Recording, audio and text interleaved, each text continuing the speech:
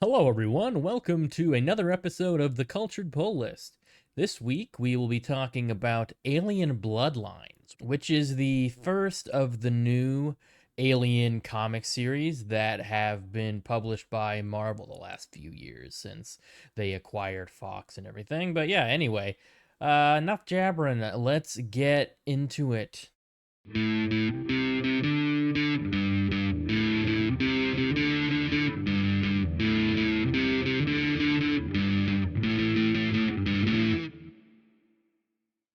Hello, everyone.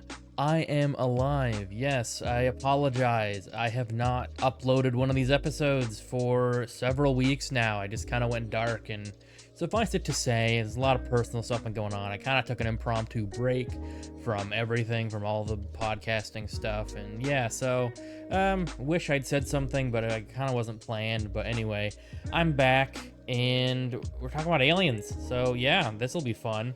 If, for those of you who aren't aware, I mean, I'm barely aware to be honest, but there was a lot of Alien comics that were produced by Dark Horse for a long time.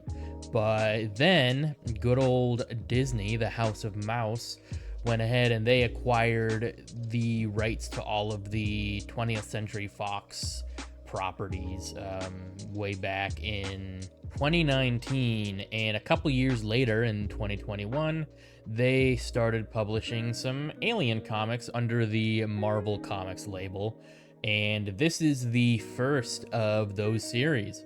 Now, I wanted to cover this because I'm a big fan of the Alien franchise, and I had never read really any Alien comics, and specifically not the Marvel ones, even though I've been seeing them everywhere on the comic book store shelves.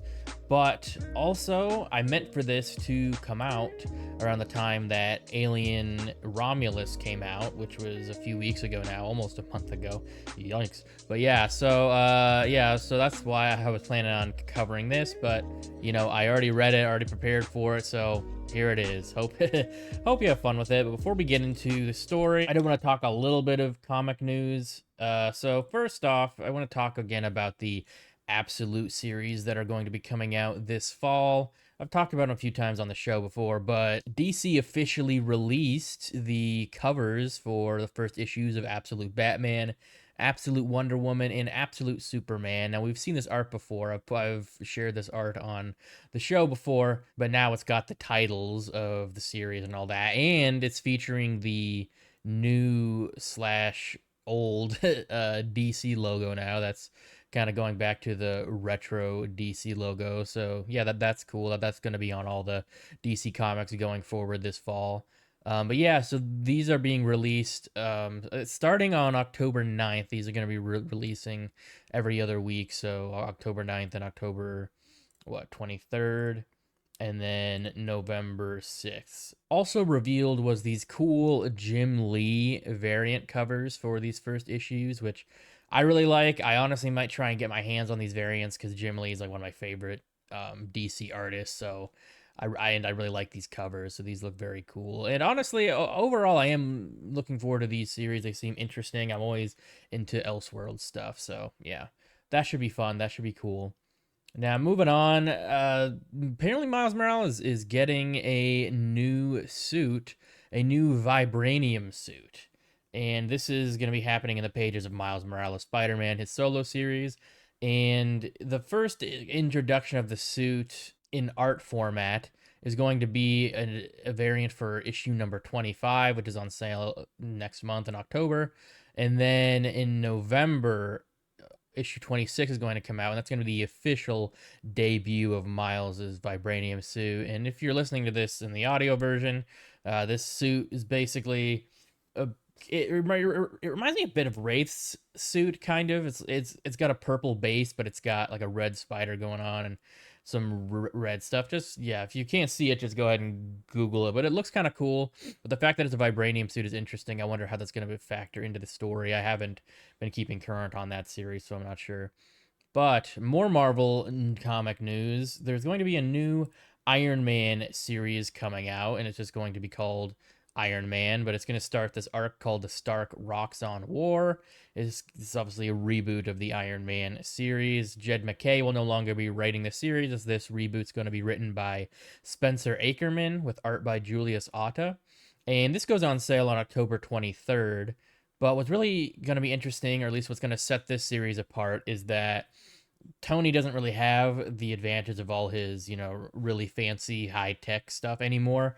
Now he's kind of in survival mode. I'm not really sure what's going to happen. I don't think they've released all those details, but seems like all his stuff's going to get destroyed and he's going to have to start from scratch and build a new suit. And he's going to be going to war against Roxxon and AIM, who are teaming up to go against Tony. But apparently Tony is a lot angrier than he used to be. And the writer Spencer Ackerman had this to say about the series to comicbook.com. He said, "Down to the armor Iron Man is wearing, Tony is in pure survival mode from jump. The stakes start out very high and escalate from there. A big theme of this run is going to be scale, the pursuit of it, the maintenance of it, the cost of it. We've seen Tony cross some very serious moral lines in the past. Now we're going to scale them up." So it seems like not only is Tony getting like a new suit, but it's also going to be kind of exploring different themes with Tony and see how he's gonna, react to new like desperate situations. So that could be cool. I also think it's really cool the design of the new suit. It really harkens back to his older like original suits in the 1960s that felt a lot more like cobbled together.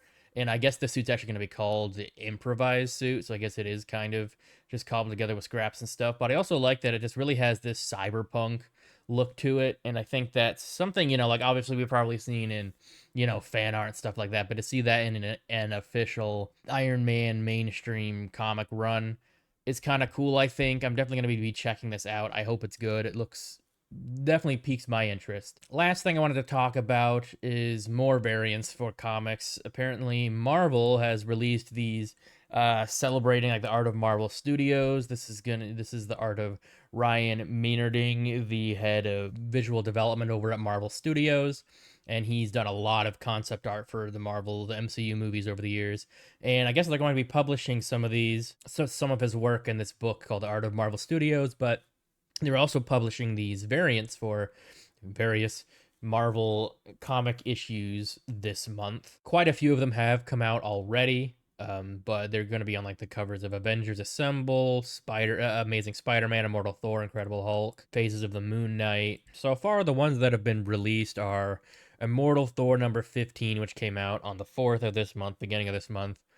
Avengers Assemble number 1, which is this cool wraparound. I think it's Avengers Endgame or Infinity War concept art. And then there's the Amazing Spider-Man number 57, which is like a Marvel Spider-Man Homecoming. And then Avengers number 18, which shows the Vision, which is honestly a really cool design for the Vision, which I think it's cool that it takes has a more comic accurate version of the yellow cape and the collar coming up. Some issues that have not come out yet. They're going to be on sale this coming Wednesday on September 25th. There's Phases of the Moon Knight number 2, which just shows concept art from the Moon Knight, the Disney Plus series, which looks, pretty much exactly the design they went for. Then there's also Amazing Spider-Man number 58, which is, this is more the concept art from Civil War, because this design looks a little different. This looks like the original design in some ways that they didn't end up going with. And then there's Avengers Annual number 1, which is just concept art of Thanos with the Infinity Gauntlet. I really like Ryan Maynarding's art. His art's like really lifelike and realistic, but he's got some really cool design ideas. So I really like these. I'm gonna try and pick up some of these variants. I don't know how easy they are to come by near me, but yeah, we'll see. Anyway, that's all the news I had. So let's get into Alien Bloodlines. Now, the original series was just called Alien, but Bloodlines is the title that they use for the graphic novel. Alien Bloodlines was written by Philip Kennedy Johnson, with art by Salvador LaRocca. The colorist is Guru EFX, and the letterer is VC's Clayton Cowles.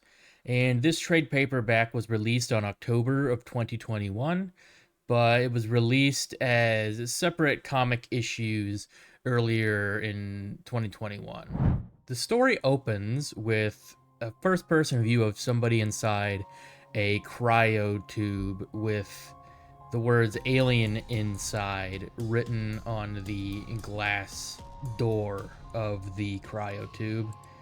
And we also see somebody describing a vision they had, showing a brood of xenomorphs being led by this humanoid-looking xenomorph hybrid. And we learn that it is this man, Gabriel Cruz, who is discussing these things with his counselor, who is a bishop android unit. And the year is 2200. It's 21 years after the events of the movie Aliens. And the bishop unit tells Gabriel to enjoy his retirement and his retirement party because Gabriel Cruz is retiring as the head of security of the Weyland-Yutani owned Epsilon Research Space Station. So next we see Gabriel giving a speech at his retirement party, and his boss, Ted Reynolds, comes up and gives him a farewell address. Then we see Gabriel's estranged son, Danny, with his girlfriend, Iris. And Iris is part of the terrorist group called the Minute Hand Movement. Their mission is to bring down the Weyland-Yutani group, and Danny blames Weyland-Yutani for the death of his brother, and he is mad at his father for still working for them. So Danny goes to see his dad, but an argument breaks out because Danny still blames his father, or at least is mad at him for still working for Weyland-Yutani. So Danny leaves, but not before stealing Gabriel's security ID card that he still had. So he and Iris and the Minuteman, or the Minute Hand group, are going to go attack the Epsilon station. We see another flashback to Gabriel inside a cocoon about to be attacked by a facehugger. He's there with his fellow soldier who frantically explains that he wasn't even supposed to be there, that Ted Reynolds was actually supposed to be there, but he called in sick, so this guy, I don't remember his name, but he was the one that had to go on the mission, and obviously the mission went south, and it cuts away before we really see what happens, but turns out this is a memory that Gabriel is explaining to his new bishop counselor back on Earth, and he's recounting this as part of this mission he went on 20 years ago that went south, and he was the only survivor of. Then we see the Weyland-Yutani Epsilon station, and the Minute Hand group gets on board with Gabriel's ID card and kills some of the security guards. And the plan is to destroy, blow up their server farm, but instead they stumble upon their experimental laboratories where they've been doing some weird genetic bioengineering. And they're confronted by a group of some scientists, and one of the scientists, Jackie, unlocks and releases a bunch of the test tubes, including a bunch of facehuggers, which attack the Minute Hand group members. Early the next morning, Gabriel gets a call from his former boss, Ted Reynolds, who asks to come into his house, and he explains what happened on the Epsilon station, and that they know his son was involved, and they basically are blaming Gabriel for allowing his son to steal his ID card. So in order to reconcile with Weyland-Yutani, they're sending Gabriel with 2 soldiers to go on the station and retrieve an experimental specimen called Alpha. And he's basically only got a certain amount of time. I think he's only got like 12 hours or so to go on there before they remotely terminate the engines of the station and let it crash into Earth's atmosphere and blow up. So if Gabriel gets back with the Alpha and manages to rescue his son, they will give him and his son immunity. So Gabriel doesn't really have much of a choice, and he's paired up with these 2 cocky young Marines named Hamilton and Lewandowski, and they're kind of wondering why they're there with an old retired soldier, and he has a flashback to his mission that went sideways 20 years ago. So once they get on the Epsilon station, they go to the lab and they see that everything's been broken, and they find a young intern that is hiding in one of the lockers named Dorsey, and they bring her along with them. But Gabriel goes to the Alpha containment unit and sees that the Alpha is missing. And then they're attacked by a bunch of facehuggers, which they manage to fight off.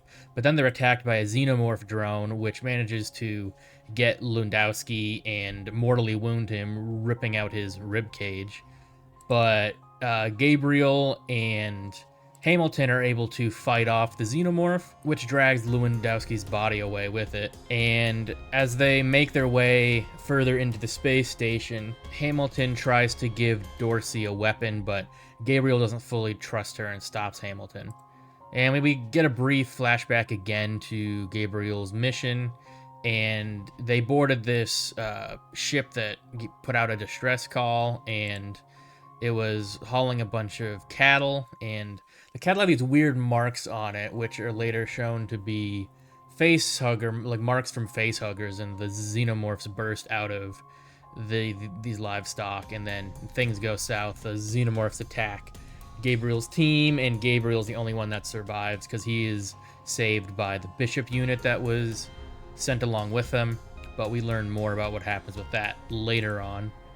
So back in the present day, Gabriel and the others go to the living quarters of the space station and meet Mitch, who is Gabriel's friend from the station, and Mitch reveals that he was attacked by the xenomorphs and they killed his granddaughter, but he survives. But Gabriel sees the facehugger marks on Mitch's face and knows that he has been implanted with a chest burster. Mitch explains that when he was under, he had these visions, and the visions he describes are the same ones that Gabriel saw and sees in his dreams sometimes when he had the facehugger on him.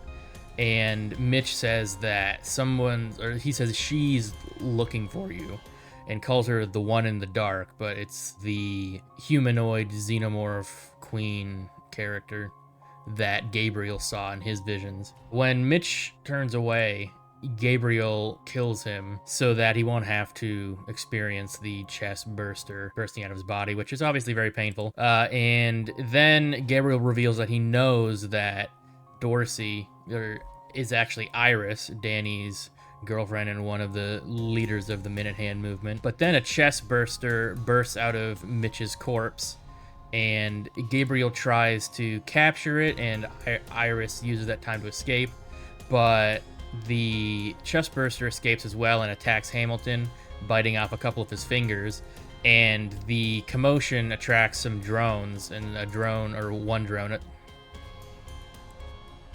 commotion attracts a drone, which attacks them, but he's scared off by the Epsilon Bishop unit, which is the same one that was the counselor for Gabriel when he was on the Epsilon. The Bishop unit leads Gabriel and Hamilton to the Xenomorph hive to retrieve a live sample, because if Gabriel can't get the Alpha, he at least can bring back a live Xenomorph sample for the Weyland-Yutani group. But once they get to the hive, they find Danny there hanging in a cocoon with a facehugger on his face, and Danny's first instinct is to mercy kill him, but Iris shows up again and stops him and tries to convince him otherwise, but Gabriel's pretty convinced that he needs to kill his son, but Bishop ends up stopping Gabriel as well because he's not allowed to be involved with hurting a human, even if somebody else is gonna hurt a human in front of him. Gabriel agrees to bring Danny along, and they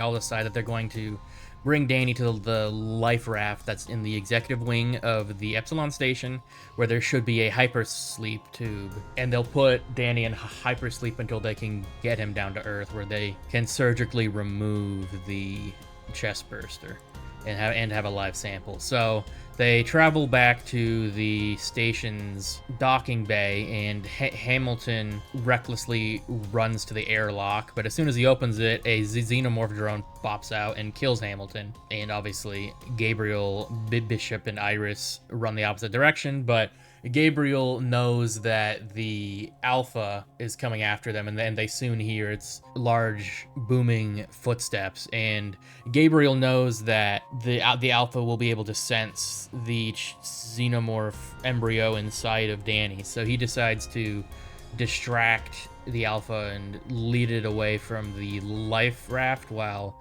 Iris and Bishop go get the life raft going, and he'll meet them once he loses the Alpha. So the Alpha comes after him, and he's able to get inside this small maintenance shaft. Meanwhile, Bishop and Iris are using the maintenance shaft to get to the life raft, and Iris expresses some disdain for Bishop because he's a synthetic, he's an artificial person, and she also reveals that she knows pretty much everything about Gabriel and what happened with his son. Gabriel lived on Epsilon Station with his wife and 2 kids, Lucas and Danny, but the station didn't have the proper safety precautions for children to be there, and Lucas fell into a maintenance shaft and suffocated to death and wasn't able to escape. And Gabriel's wife attempted to sue the company, but the company convinced Gabriel to drop the case, and that caused his wife to leave him and his son Danny to be angry with him, but it also helped him move up the corporate ladder quicker. So this kind of explains the whole disdain Danny has for his father. And she also explains that she knows what happened with the mission and how Gabriel survived. Apparently, the Bishop unit assigned to their squad saved Gabriel from the Hive and brought him to the hypersleep tubes and sent him down to Earth with the words alien inside written in blood on the glass door of the tube. Once Gabriel got to Earth, Weyland-Yutani's scientists surgically removed the chestburster from him, and they used the Xenomorph to create the Alpha, which is a genetically engineered Xenomorph. So back in the present day, we see Gabriel still fighting off the Alpha, and he's able to get deeper inside the maintenance shaft into this closet, and he's able to hide there, and he picks up some grenades from a corpse. So he then is able to hike back to the life raft and meet Iris and Bishop there, and he uses the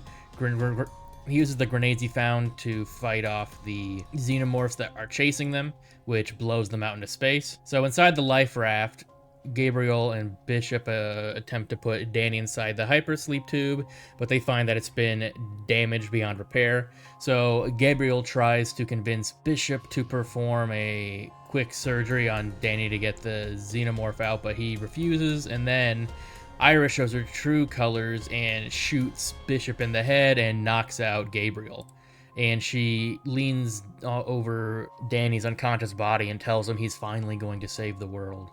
Next, she goes to the console, the computer console on the life raft, and communicates with her superiors, telling them that she has Danny and the sample inside him, and she's going to bring him to the rest of the Minute Hand members. But then Bishop gets up, who is clearly not dead, and he knocks Iris out with the butt of a rifle. And it turns out that Iris is in fact a synthetic.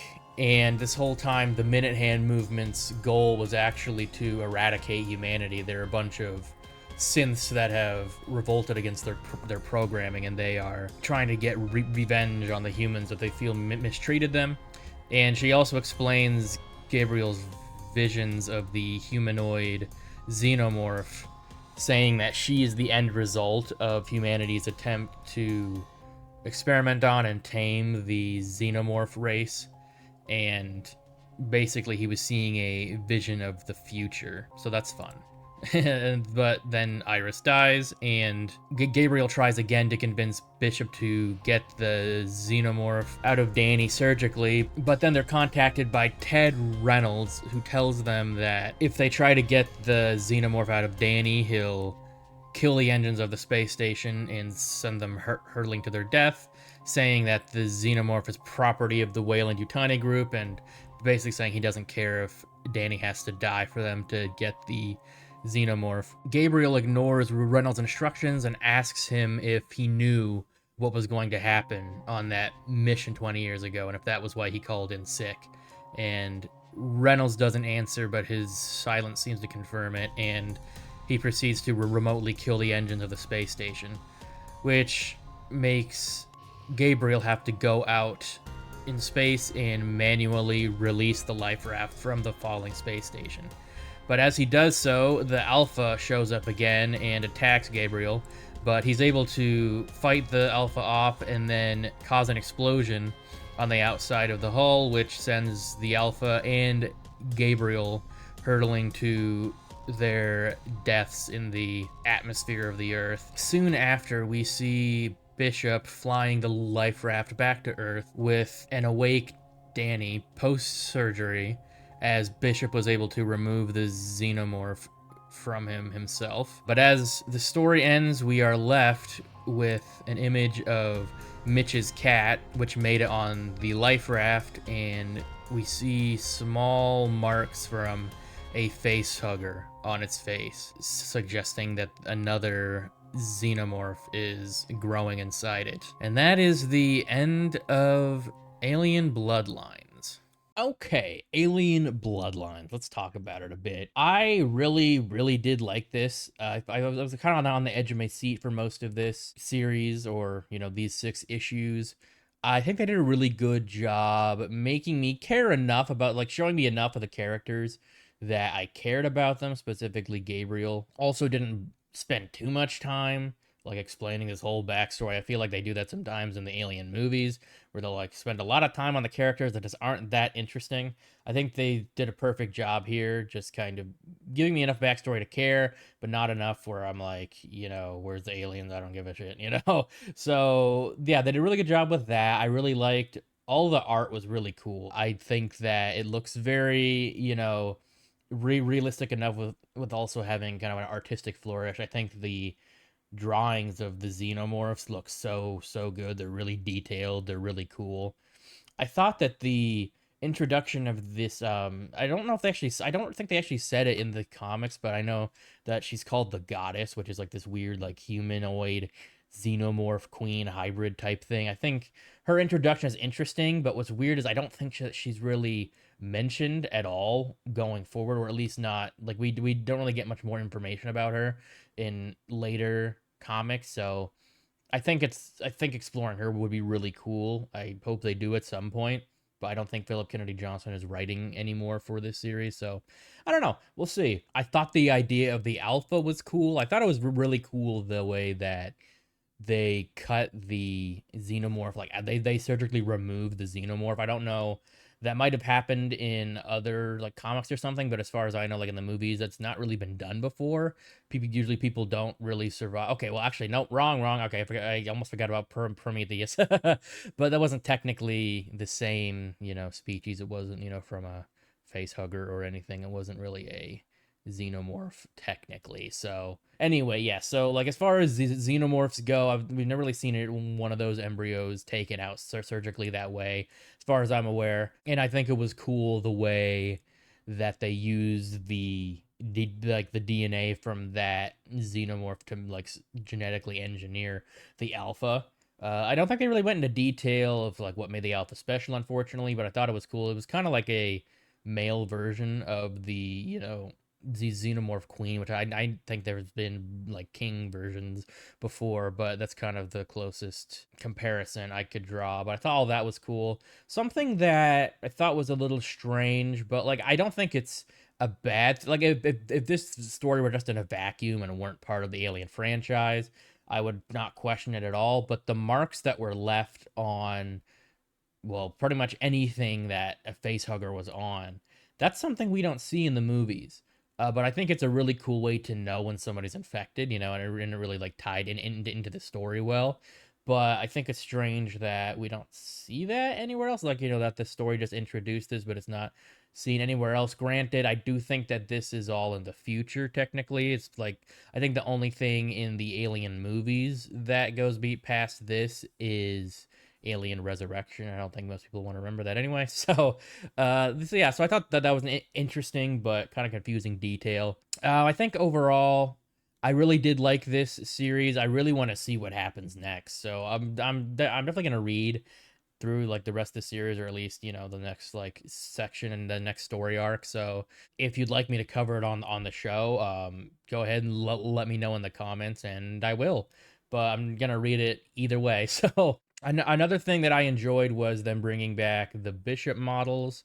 I thought that was cool. Like Bishop. Like honestly, like all of the good synthetics, all the good androids in the Alien movies are great. Like Bishop, Andy, Walter, they're all great. But I really like Bishop. I'm glad they brought him back, and he kind of played that role of just being a really good helper and companion and honestly friend to the main characters. I thought that was cool. I thought it was interesting too that he's basically plays the role of a psychiatrist to Gabriel throughout this show. I almost said this show throughout this comic series. I thought that was interesting. It's something we haven't really seen the Bishop models do before. Really, any synthetics in the Alien franchise, I don't think. I did think it was a bummer at the end that Gabriel died, but I think it worked for the story, and he kind of like there wasn't really a whole lot of other choice really, and I did like his son was able to survive in the end, but there was like that major cliffhanger at the end that the cat has a xenomorph embryo inside it, and I think I'm really not sure if the next arc even goes into this. I hope it does because that's like a major cliffhanger. Obviously, I haven't read it yet. I hope it does because like I really want to read more and see what happens because it felt like a self-contained story, but then there's like another xenomorph gonna pop up. Also, what Iris said. Also, that twist was interesting. I did not see that coming. That she was actually a synthetic, like that a synthetic that deviated from her programming. That was interesting, and I think it makes sense for the most part. Like a group of synthetics who want to be free and want to rebel against their masters and stuff. I didn't really get how she somehow seemed to like know the future, kind of. They didn't really explain that, or if they did, I'm dense and I missed it. But I thought, besides that, I thought that the twist of her being a synthetic was cool, and that's just the fact that she was just using Gabriel's son, Danny. I think was pretty messed up, pretty cruel, kind of sad that he got played like that. But at least he survived, and like that mistake didn't kill him. But yeah, so that's pretty much all I really wanted to talk about this series. I don't, there's not a whole lot of other details to talk about. I did very much enjoy it. I would give it a 7.5 out of 10. I very much enjoyed it. It wasn't, anything groundbreaking, but I do, it was good enough that I want to read more. So, and as a fan of the Alien franchise, I thought it was fun. So yeah, if you read this, let me know your thoughts in the comments. But yeah, let's move on to my cultured picks. So first off, I want to talk about Venom War Spider-Man #1. Now this is a spin-off of the wider Venom War series, but I'm honestly finding this more interesting so far. So for those of you who aren't like up on all the Venom stuff, which honestly, why would you be if you hadn't been reading it? There's a lot that's been going on, but the Venom symbiote or just Venom has been separated. Like he hasn't been with Eddie for a while, but he's separated from Dylan as well. Dylan is Eddie's son, and also kind of Venom's son in a way. It's kind of too complicated to explain right now, but anyway, so Venom's kind of on his own, and he goes somewhere where he feels like he'll be comforted, and that place is Peter Parker. Peter Parker's apartment. He hangs himself up as a suit in Peter's closet, and Peter accidentally puts him on, and they do come to an agreement to kind of like stay together and not fully bond, because Peter doesn't want to be fully bond to Venom, but they agree to like stick together and for Peter to kind of be his temporary host. And what's really interesting to me about this is they really kind of explore Venom's psyche a bit, and I know they even kind of retcon a bit, but not really. It's more Venom retconning in his brain, in his memories. Like he kind of is ignoring all of the messed up stuff that he did and like how he wanted to eat brains. He was like, I didn't want to eat brains. It just kind of happened, kind of thing. He kind of paints his past in a more rose-colored way. I thought that was fun, but I thought what was really interesting is that he really has so much respect for Peter because originally, he hated Peter because he was mad he got rejected, but now it seems like he's come to the perspective that like he feels more dejected now and more like sad about it, and does really respect Peter and did like the heroism that Peter brought out of him.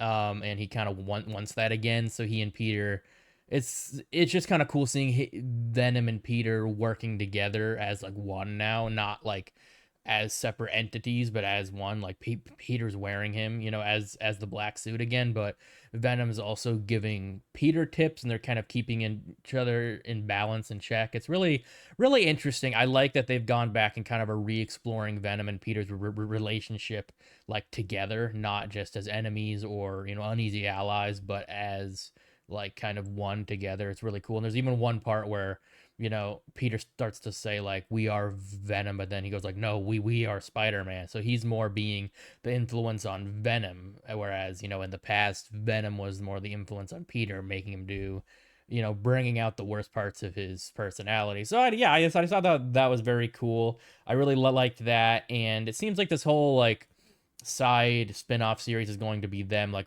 fighting crime in the hours before they join the big Venom War event. So that'll be cool. I'm looking forward to seeing more of that. And yeah, if you're watching this, you'll see that Peter's using chains now instead of like webs, which is something that Venom started doing with when he bonded with Dylan. I'm not sure if they ever really explain it. It's kind of cool, a little weird, but kind of cool. But yeah, the other comic I wanted to talk about is the Ultimates #4. This came out last month or earlier this month, actually, I believe. And the main meat of this whole issue is showing how Ultimate Doom became Doom. And like if you're unfamiliar with this new Ultimate Universe, Doctor Doom is actually this universe's version of Reed Richards, and he was turned into Doctor Doom by the Maker, who was the original Ultimate Reed Richards, the original Ultimate Mr. Fantastic. And yeah, this is going to be pretty spoiler heavy, so tread with caution if you don't want spoilers. But the whole thing with this is that it's kind of similar to the original, Fantastic Four story, but the Maker orchestrated things in a way that everyone on the team besides Reed died in, terrible ways. Like it was so subtle that Reed was kind of blamed for all this because it was all tied to them going up into space and the exploration. Like Johnny gets burned up when they go out in space, and Ben dies in like a rock slide type thing, and things like that. And like after Reed's kind of brought to his knees by all these horrible things, then the Maker kidnaps him and puts him in this like crazy torture chamber for this like undeterminable amount of time. And eventually the torture chamber like melts his face and stuff, and so now he's like horribly disfigured, like the original Doctor Doom is under the mask. And he tortures him and messes with his brain so much that Reed forgets everything, and then the Maker makes him Doom to kind of mock him, and it's really messed up. And throughout this issue, Reed rediscovers all this by going through all of the historical archives that the Maker kept. And by the end of it, it seems very apparent that he is like intent on enacting vengeance on the Maker, which could have big implications going down the line. But he's also trying to recreate the Fantastic Four, or in his universe, create them for the first time. And he keeps experimenting on these mice, trying to give them the powers that they were supposed to have. Reed, Sue, and Johnny were all, and Ben were all supposed to have, but he hasn't made any real progress yet. But it seems like in the future, maybe we're going to see a new Ultimate Fantastic Four, which could be very cool. But yeah, that's everything I had for this week. I am actually gonna be back next week. Yeah, so and next week I'm gonna be covering Predator versus Wolverine, which is a really cool mini series that came out I think earlier this year. So yeah, pretty cool. So definitely stay tuned for that. Thank you so much for joining me this week. Please leave a like and subscribe if you're watching on YouTube, and You can scan the QR code on the bottom left if you want to check us out on social media, and you can scan the QR code on the bottom right if you want to check out Casual Experts, which is my other brand that I do like independently, just sharing all types of like nerdy content about movies and comics and stuff. So yeah, if you're watching this on YouTube and you want to check out the audio version, links are in the description for that, for Spotify and every other major podcast platform. And if you're listening to this on one of those podcast platforms and you want to see the video version, head over to our YouTube channel, The Cultured Pull List. You can scan, or you can hit the link in the description, or just search us up. And if you would like to help support us, you can check us out on patreon.com/theculturednerd, or just hit the link in the description of this episode. Big thanks to all of our current Patreon supporters of The Cultured Nerd: Wesley H, Mitch S, Connor Y, Anna M, Oscar B, Craig L, and Salib K. I have been your host, Michael Malillo.